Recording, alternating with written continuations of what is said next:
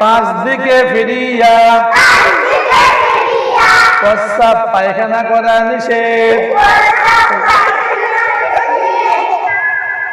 কিবলার দিকে মুখ করিয়া কিবলার দিকে পিঠ করিয়া চন্দ্র ও সূর্যের দিকে মুখ করিয়া প্রবল বাতাসের দিকে মুখ করিয়া একেবারে উলঙ্গ হইয়া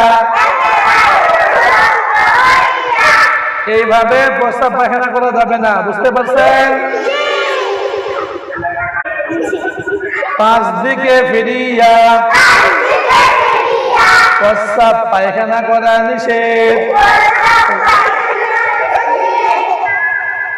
কিবলার দিকে মুখ করিয়া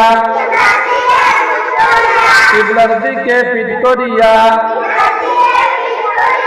চন্দ্র ও সূর্যের দিকে মুখ করিয়া প্রবল বাতাসের দিকে মুখ করিয়া একেবারে উলঙ্গ হইয়া এইভাবে প্রস্রাব পায়খানা করা যাবে না, বুঝতে পারছেন? পাঁচ দিকে ফিরিয়া প্রস্রাব পায়খানা করা নিষেধ। কিবলার দিকে মুখ করিয়া